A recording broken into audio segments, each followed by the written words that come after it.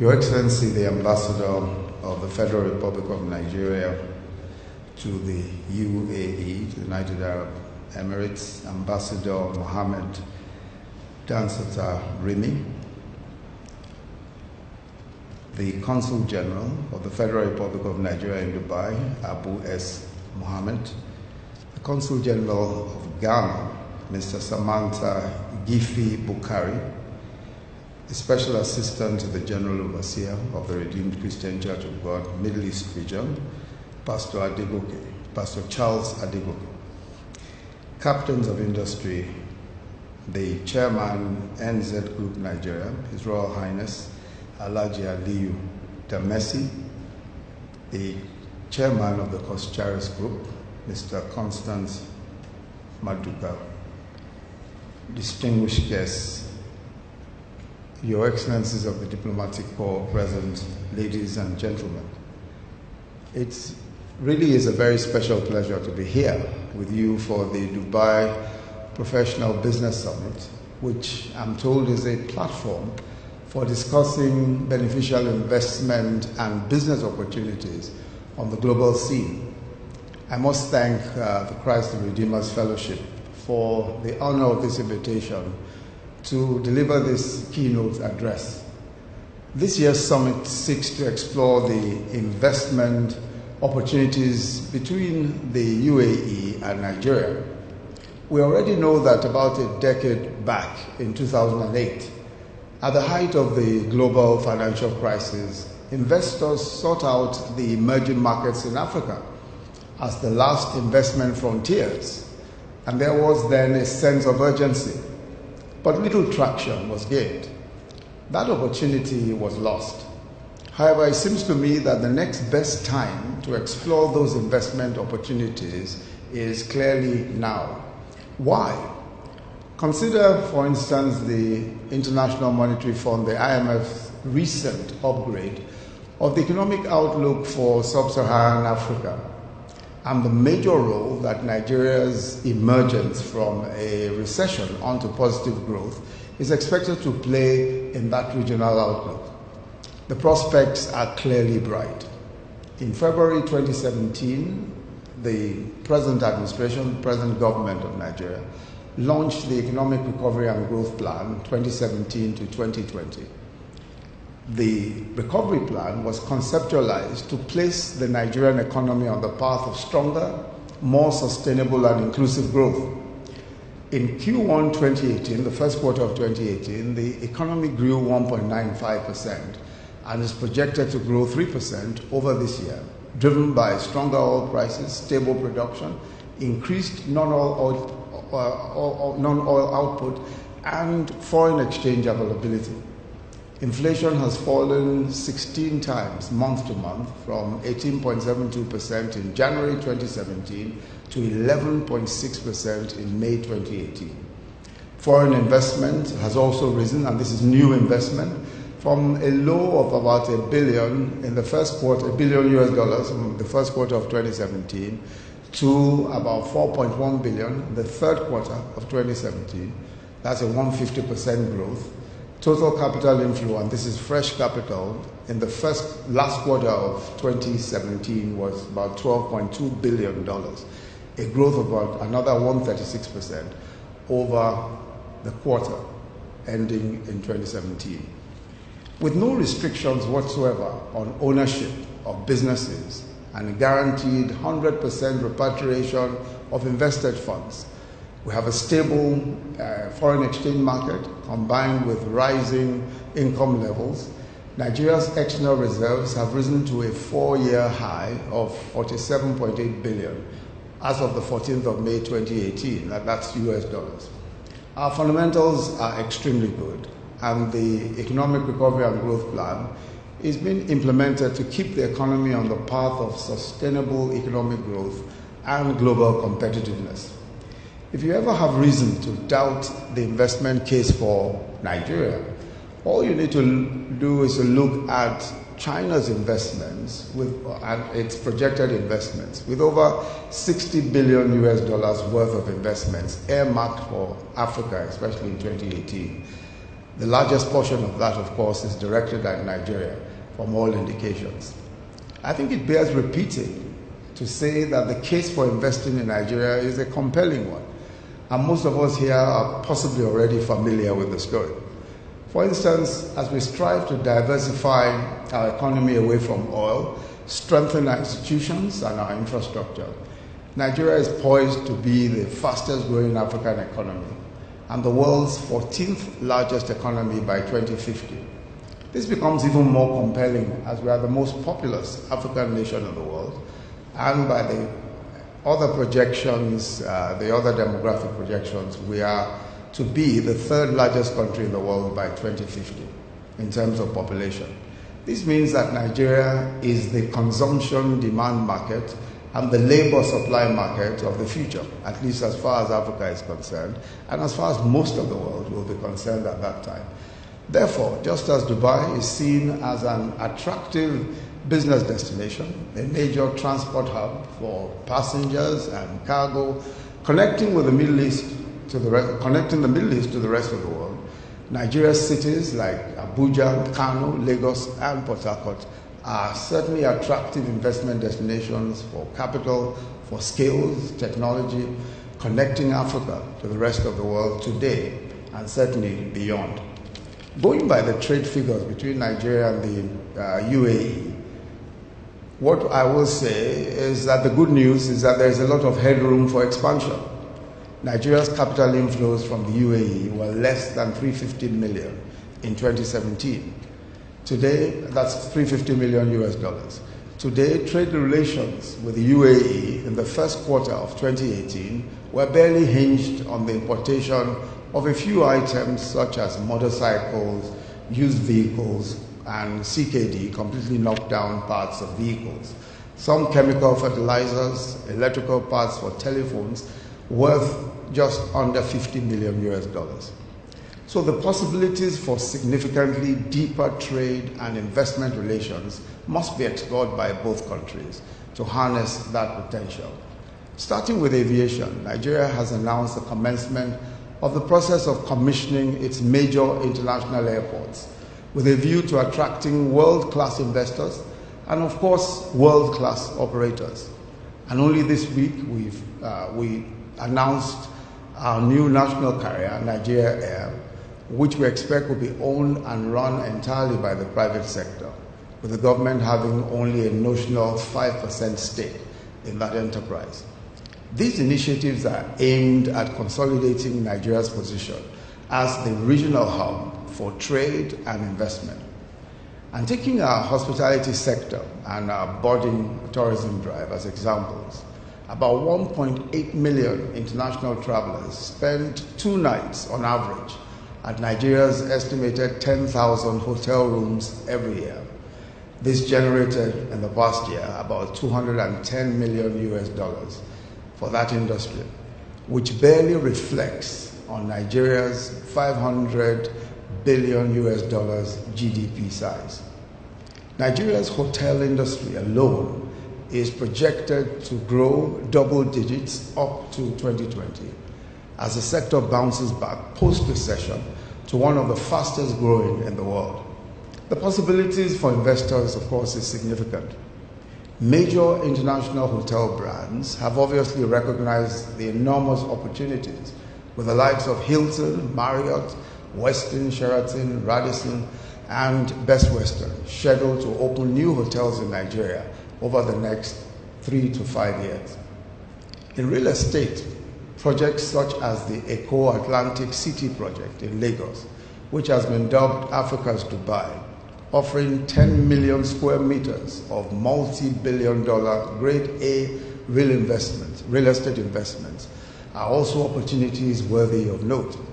The project is entirely privately owned, but it is supported by both the federal and the Lagos state governments. In June 2016, Lagos state government went into partnership with Dubai Holdings LLC to build Africa's first smart city in Lagos. Upon completion, the project is expected to attract several billions of dollars in investments to Lagos, create thousands of jobs, and transform the Ibeju-Lekki axis in Lagos state of Nigeria in particular, and the entire state. The new city will be the world's first carbon neutral city. In Abuja, a real estate company, real estate development company also, the Land of Honey Abuja Development Company, in partnership with the Federal Capital Territory of Abuja, is pioneering Nigeria's first private new city development project. It's called the Land of Honey City, Yanga in Abuja. The company is also poised to deliver a world-class mixed-use new city, occupying a land area of approximately 1,667 hectares. In the same vein, the UAE continues to serve as an inspiration for business in Nigeria.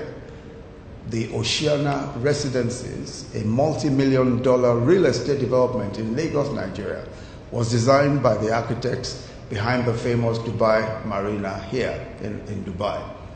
All these exciting new developments are supported by a thriving construction sector with steady sources of cement manufactured locally.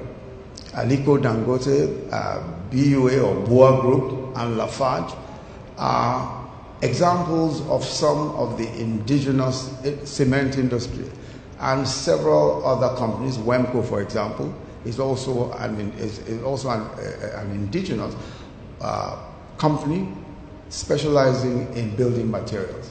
Aliko Dangote is an excellent example with investments in cement manufacturing in 10 other African countries. In 2014, the Sovereign Fund Investment Corporation of Dubai, ICD, bought a 1.4% stake in Dangote Cement for $300 million US. Of course, it's an open secret that Nigerians love shopping, and Dubai is a favorite destination for thousands of Nigerian shoppers, from the popular Deira market to your world-class malls all over Dubai. Similarly, with our teeming population and market size, there are investment opportunities for malls and shopping centers across the country. To buttress this fact, retail space in Nigeria reached 326,958 square meters in 2017, compared to just 30,000 square meters in 2005. From just 2 shopping malls in Lagos and Abuja 13 years ago, the country now has several malls, such as the Palms Flagship Mall in Lagos, the Jabi Lake Mall in Abuja, the Ikeja City Mall, and the Maryland Mall, also in Lagos. Novare Malls, Hub Mart, among others in Port Harcourt, in Ibadan, in Ilorin, Owerri, and Onitsha, all of which are commercially viable in those densely populated cities across the country. Novare Real Estate Africa, an investment portfolio company involved in property development across Africa, has just recently opened its $54 million Novare Central Mall in Wuse Zone 5, that's also in Abuja. ShopRite, a South African supermarket chain, has supermarkets now, large supermarkets in 12 states of Nigeria. This is one of the sectors with great potential when compared to South Africa, for example, which is Africa's largest retail economy with 23 million square meters, but has a lower GDP and a population less than a fourth of Nigeria's. Little wonder then that Mulk Holdings, a UAE business, the Mulk Holdings is a Dubai conglomerate, is investing $40 million to transform the 30,000 square meters of the Lagos National Arts Theatre into a shopping mall. The Nigerian creative industry, I'm sure most of us have also heard, is particularly involved with Dubai and several fashion houses here in Dubai and several others in the high-end fashion industry, and has had long informal links with Dubai for sourcing of fabric and other clothing imports. More recently, in entertainment, one of Nollywood's, and Nollywood is our equivalent of Hollywood, by the way, and one of Nollywood's highest grossing movies, The Wedding Party 2, produced by Nigeria's renowned entertainment guru, Mo Abudu of Ebony Life, and directed by a lady called Kemi Adetiba, is evidence of the successful collaboration between Nigerian filmmakers and Dubai local partners, such as the Dubai Tourism, Armani, Atlantis, The Palm, Gaia Grand, and Palazzo Versace hotels. All of this collaborated with the producers of The Wedding Party 2. The movie made an initial 73 million naira on the opening weekend, the highest record by a Nigerian movie to date, and by day 5 had earned 100 million. Eventually, the movie grossed about half a billion naira worldwide, making a decent profit of over 170 million naira. Agriculture perhaps remains one of the best investment opportunities in Nigeria. Only 3 years ago, we were importing $5 million of rice every single day. Today, we produce 10 million metric tons of paddy rice annually, and we're importing only 2% of our rice consumption now. So the point we're making is that investing in agriculture in Nigeria is certainly worthwhile. Investments in milling capacity has risen astronomically since then. One investor in rice milling has just recently invested in 1 million tons of rice mill capacity. There's a Mexican farmer, Carlos Farms, who's a farmer in vegetables, especially bananas and pineapples. And he had initially planned to grow bananas and pineapples for export until he discovered that he was making far more money selling his bananas locally at $3 per kilogram instead of what he would have earned $1 per kilogram if he had exported the same bananas. So the point of the matter, of course, is that with the sheer size of our population, just serving the local market alone is a tremendous commercial opportunity all by itself. With a substantial percentage of the world's arable land and over half of that uncultivated, it is becoming clearer that the world will be looking to Africa and Nigeria in particular as its food basket in the coming years. Just to take China's demand alone, China has 27% of the world's population, but only 7% of the world's arable land for agriculture. China needs 2 million tons of hybrid soya beans per annum for livestock feed and vegetable oil. And we have not met that demand, not Nigeria, not anywhere else in Africa. Sesame seed is also in high demand. About 2 million tons per annum is the demand from China alone. Vietnam, Japan, and several Arab countries, sesame seed oil and cake is used for confectionaries. That demand is largely unmet. China also requires over 2.3 million tons of cassava chips and cassava products for industrial starch and ethanol. And we've not been able to meet that demand, not even the demand for cocoa. How about goat meat? For Nigerians are very familiar with goat meat. 120,000 carcasses of goat meat is required weekly in different countries, especially Arab countries. And there is still a major gap in supply there as well. Most of Vietnam's demand for over 2.5 million tons of cashew is unmet. We can export practically everything we are producing today and will not even scratch the surface of the demand from that one country. So Nigeria's role as food provider to the world, and especially in the next few decades, is clear. It's difficult, and I say this with emphasis, not to be tremendously successful as an investor in agriculture in Nigeria.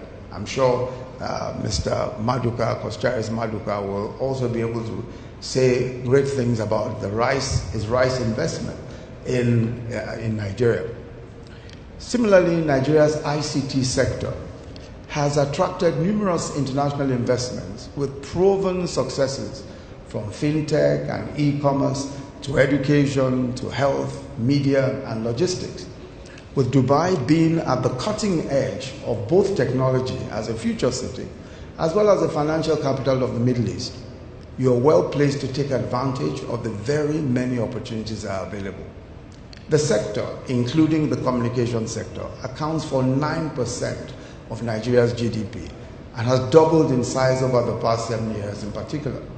With over 163 million mobile phone subscribers, 60% of them actively on the internet, and 23 million on Facebook, you'll agree with me that our ICT sector is one of limitless potential and is of course yearning for more investments to propel the sector to an 88 billion digital economy, 88 billion US dollars that is, digital economy over the next 10 years. In broadband infrastructure, for example, Main One Company, which was founded by a Nigerian-born lady, Funke Okweke, launched West Africa's first privately owned submarine cable, barely 7 years ago.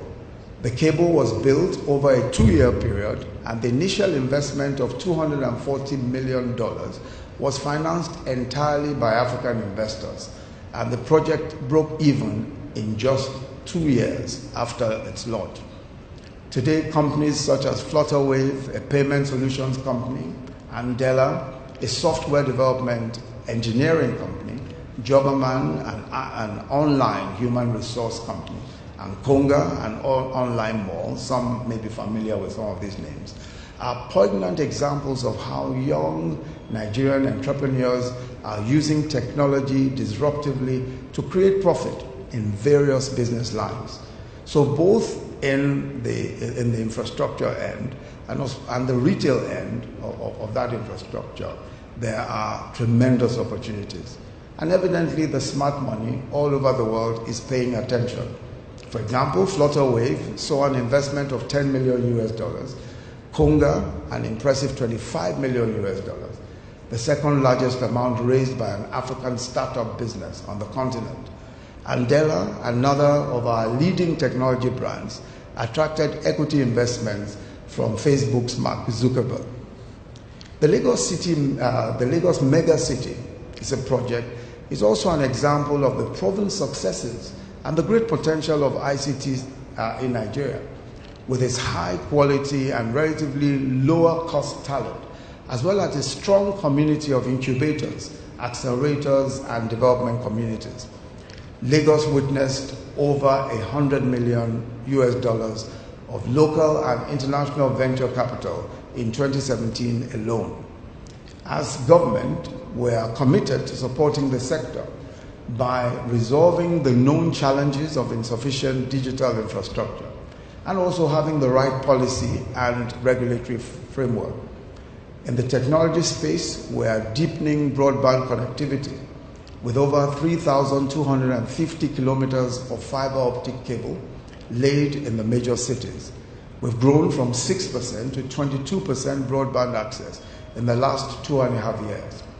We are licensing regional infracos to provide open access to fiber at controlled rates. And we are addressing the right of way on structured taxation challenge through a standardization model. In other words, we're ensuring that because Nigeria is a federation of 36 states, each to some extent autonomous, we're ensuring that laying cables, laying fiber optic cables or any other type of infrastructure across state lines does not mean paying different rates across state lines. So we're ensuring that there is a standardization of whatever payments, and we've agreed with all of the state authorities to ensure that our rates are cheap and affordable so that it does not in any way hinder the investments that are to come. Our administration's strong leadership, commitment to good governance, has proved to be critical where our economy has recorded successes. And we've demonstrated in recent years that good governance and prudent management of resources means that you can do more with far less. We have, despite almost 60% less revenues, invested so far 1.3 trillion naira in capital expenditure. That's the highest in the nation's history. The current wisdom is in letting the private sector invest wherever it can and in practically any sector of the economy, even in those that once carried the halo of national security assets such as telecoms and power. Investments are open in practically any of the various sectors of the economy. Consequently, we have seen the emergence of dynamic Pan-African investors who, on account of their track record, are even able to borrow commercially cheaper than governments. The Dangote investment, for example, in a 650,000 barrel a day refinery, a subsea pipeline, and a fertilizer plant is in excess of $16 billion US. BOA, which is also a cement and sugar conglomerate, has in the past 2 years invested $2 billion in cement factories and in enhancing a sugar facility.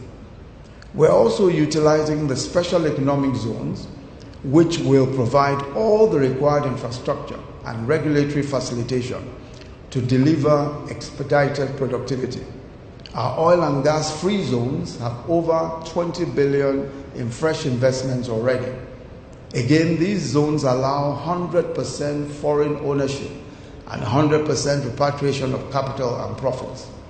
A good example of that is the Lagos Deep Offshore Logistics Free Zone, LADOL, the Lagos Deep Offshore Logistics Free Zone, which has invested already over $600 million US in private investments and has outlined plans to attract more investments of up to $5 billion US into the country through its industrial free zones. Although the sizes of investments differ, the subtext is the same. The confidence of both domestic and foreign investors in the opportunities available in the country is very clear and is demonstrated day by day. One of the most important policy decisions taken by President Muhammadu Buhari was to do all that was possible to improve Nigeria's business environment and attractiveness to investors on an incremental basis. This was critical, especially as we urgently needed to reform our economy to focus on agriculture, on manufacturing, on services, on ICT, and other non-oil economic activity. We had learned a hard lesson. Falling oil prices in 2015 going into 2016, low production on account of restiveness in the Niger Delta, had led to a recession and the consequence, of course, of over-dependence on oil had brought us to a recession, especially in the period 2016 and almost half of the first quarter of 2017. Consequently, the Presidential Enabling Business Environment Council, I just repeat that, Presidential Enabling Business Environment Council, we just call it PEBEC for short, was inaugurated in July 2016 as the administration's flagship initiative to reform the business environment, attract investments, and diversify the economy to reduce our dependence and reliance on oil. The PEBEC, which I have the privilege of chairing, was run by an incredible team led by Dr. Jumoke Oduwole, who is on this trip with me. I believe she's already made a presentation, has undertaken strategic business environment reforms across board using a 60-day national action plan as short-term accelerators to deliver impact. We focused on several key areas of reform, especially in using the World Bank's doing business methodology and the particular areas that the World Bank focuses on in assessing the business environment. These include making it easier to register businesses, speed in obtaining construction permits, the ease of accessing credit for business, the ease of paying taxes, the ease of being connected to electricity, trading across borders and facilitating entry and exit, ease of registering property, and enforcement contracts. And we have two homegrown indicators of our own, entry and exit of people and trading within Nigeria. Through systemic changes, we are repositioning regulators, all of our regulators, the regulators in all aspects of business, as facilitators of business.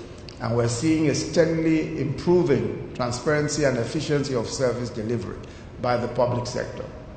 Reforms focused on automation of services to eliminate manual procedures and promote online procedures, reducing the cost and time for certain processes to be completed, reducing paperwork and increasing transparency are just some of the examples of what we're trying to achieve. Practical examples of success include leveraging the use of technology to fast-track business registration to 24 hours and electronic filing and payment of taxes, a functioning, tried and tested 48-hour electronic visa procedure, and an executive order mandating greater transparency and efficiency across all government agencies. The reforms have led to reduction in cost and time, as well as greater transparency for small and medium-sized enterprises in particular. These reforms delivered immediate improvement. On the World Bank's 2018 Ease of Doing Business report, released in October 2017, Nigeria moved up 24 places from the 169th position to 145 and was recognized as one of the 10 most reformed business climates in the world. The reforms are complemented by a welcoming attitude to investment, to properly guide investors and make it easier for them to access required information. The National Investment Promotion Commission, NIPC, recently released a compendium of investment incentives in Nigeria. One of those incentives is that we offer a pioneer status tax holiday of up to 5 years for qualifying businesses. We also have tax incentives for research and development and export incentives as well. We've also developed a hand-holding strategy for investors who are having difficulties with rolling out on account of bureaucratic or other technical constraints. For a period of 6 weeks between March and April, that is March and April this year, 2018, we implemented an innovative scheme for fast-tracking investment implementation by a series of engagements between all decision makers in government and potential investors in what we described as focus laboratories or focus labs. Now, this involves sitting in the same room day after day where investors and relevant ministers, regulators, and heads of parastatals jointly working together to resolve bottlenecks and obstacles in the way of investments. I was also present at several of the sessions of the focus labs to encourage everyone along and to see that things were moving forward. These proved to be tremendously successful. From July 2017, the PEBEC focused on collaborating with the states of the Federation, with the 36 states of our Federation, to implement the reforms introduced at the national levels to improve the business environment at the state level. We've chosen in particular 2 states to begin with, Lagos and Kano, and the result has been phenomenal. So Lagos and Kano have also tried, and these are the major commercial cities, have also tried to implement the same national incentives, the same national reforms which were put in place, and that has shown tremendous results. Significant legislative and judicial reform has also been achieved working closely with the National Assembly and the judiciary. In 2017, PEBEC's collaboration with the National Assembly delivered 2 acts, 2 laws, for enabling access to credit, which was a very vital requirement for small and medium enterprises. This year, the Companies and Allied Matters Bill, which is our company law legislation, has been repealed and reenacted by the Senate and is currently awaiting passage by the House of Representatives. This promises to be revolutionary in so many different ways, especially as it takes into account the digital economy and how to regulate the digital economy in a manner that does not get in the way of business. The judiciary has also proved to be a strong partner in reforming dispute resolution and settlement, a key factor for investors. Lagos State in April 2018 commissioned the Small Claims Court to handle commercial claims, which are liquidated money demands of up to $15,000 and below. Adjudication of cases before the Small Claims Court up to judgment is expected to take a maximum period of 60 days. Kano State has also recently passed a new magistrate courts law, which will see the designation of small claims courts in the state very shortly. Concerted efforts are being made towards also upgrading our current trade portal to a more robust national trading platform. This encompasses a more sophisticated single-window platform with scanners and a ports community portal for goods being imported into and exported out of Nigeria. Recently, the Federal Executive Council approved the concession of Nigeria's international airports in Lagos and Abuja to ensure that Nigeria is well placed as a regional hub for investors and business travelers. To deepen our business reforms, the very first executive order of our administration was signed in 2017 on transparency and efficiency in the public service to deliver the impact of completed reforms in the frontline offices that engage with the public by fostering collaboration between our MDAs, the ministries and the agencies and the parastatals in their service delivery and institutionalizing systemic changes in a sustainable manner. The intervention has been acknowledged as one of the federal government's most innovative strategic initiatives and a blueprint to deliver quick, pragmatic changes for Nigerians and for our investors. When fully implemented, that executive order will radically transform the way the federal government, its ministries, departments, and agencies serve the business community and the public at large. Our vision is a dramatic improvement in Nigeria's business environment, with increased cross-border trading, increased productive activity across economic sectors, and an improved business environment that is attractive to both domestic and foreign investors, where policies are predictable and consistent, where public and private civil servants, as well as partners and partners, facilitators as opposed to obstacles or adverse regulators. Our overarching goal is to make Nigeria a major global investment destination by continually and incrementally implementing improvements and reforms in our business environment that will be visible, not merely in numerical rankings, but in the stories and testimonials of business owners and entrepreneurs across the entire country. We're devoted to that particular pathway, and it is, as you can imagine, a process which involves doing things differently, changing existing ways of doing things. It had been slow, but it has gone very quickly, especially in the past year and a half. And we expect that the incremental changes will make a huge difference in the entire business environment as we go forward. I'd like to thank you very much for listening. Thank you.